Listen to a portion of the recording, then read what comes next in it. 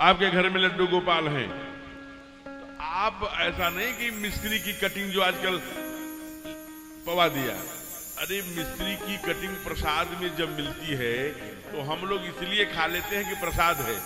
जब हम लोगों की जो हाड़ मांस का स्वरूप है उसमें जब वो चुभता है मसगुड़े में, तभी तो बरदंत की पंगति कंद गए।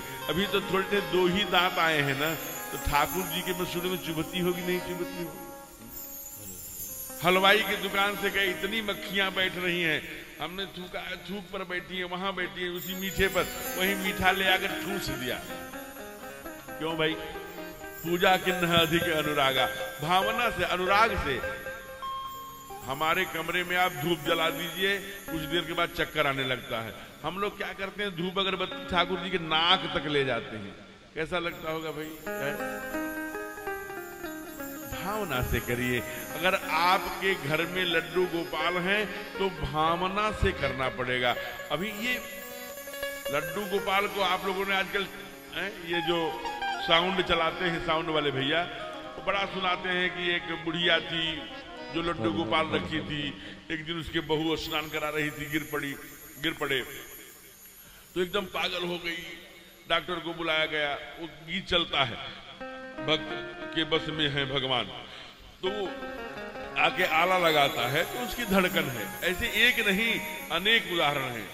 जो ब्रज के लोग हैं, ये सब ब्रज के, आप भी इसमें से जब मैं कोई स्थान बताता हूं तो 200-400 हाथ उठते हैं कि नहीं मैं वहां गया हूं, यहां गया हूं। आप विचार करिए, जब आप जाएंगे 84 कोष की परिक्रमा करने, तो वहां पर एक मंदिर है रमण बिहारी जी का।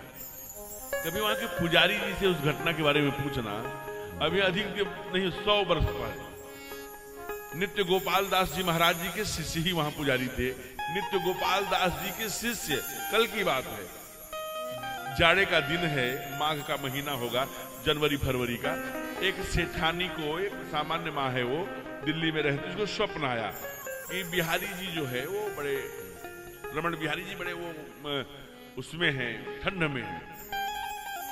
वो चली आई और ठंड लग रही है और बहुत, माँ को एकदम तड़प हो गई जैसे पुकार रहे हो। तो उन्होंने क्या किया, सोजे सोजे पाजामी, छोटे छोटे जूते, वो सॉक्स, छोटी टोपी और क्या क्या जो जो बनता है लड्डू गोपाल जी को, दास्ताने सब बना के ले आई और सीधे चली आई ब्रज। पुजारी जी से पूछा कि रमण बिहारी जी कहाँ कहाँ? ये सामान्यतया रमण बिहारी जब कान में आता है तो रमण माने घूमने फिरने वाला, विहार करने वाला कोई देवता होगा बड़ा सा। कहाँ है रमण बिहारी जी? कहा ये क्या है? अंगूठे के बराबर पत्थर की एक शिला थी। कहा ये रमण बिहारी जी? कहा नहीं नहीं ये नहीं हो सकते। कहा भाई यहाँ तो यही है और जगह आप पता कर ली। अब उनके पति जी उनके परिहास लेने लगे, अरे पहनाओ पहनाओ, पाजामी लाई हो, कुर्ती लाई हो, टोपी लाई हो, सॉक्स लाई हो, अब पहनाती क्यों नहीं? कभी पति को देखें, कभी उनको देखें, कभी ध्यान करें उस लल्ला का, इतना बड़ा लल्ला, उसकी सारी चीजें जो साइज बनाई थी। पुजारी जी सोचे कि लगता है कि ये पागल जैसी है, अपने कमरे में चले गए। जब कमरे में चले गए तो दोनों पति पत्नी जब परिहास करते थे, पति पहनाती क्यों नहीं? चलो चलो चलो, कब चलोगे, कब चलोगे, कब चलोगे? चला आया, पहनाओ। कहाँ है रमण बिहारी? पागल हो गई हो? तब बिहारी जी की ओर देख कर रोने लगी मैया। कहा हमारे साथ प्रभु ऐसा क्यों हो रहा है? मैं तो एक एक अंगुली तक के नाप लेकर के बनाई हूं, आप आते थे, नपवाते थे, कहाँ चले गए? जब ये आवाज सुना पुजारी जी ने तो खड़ाऊं पहनकर सीधे आए। उनको समझ में आ गया कि ये कुछ चमत्कार होने वाला है। कहा मैया अगर आपने नाप के ही बनवाया है तो पहनाती क्यों नहीं?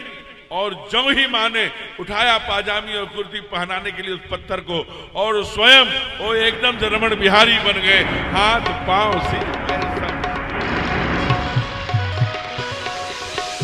जाकर के आप दर्शन करना, आज भी वहां विराजमान। ये चमत्कार नहीं तो और क्या है?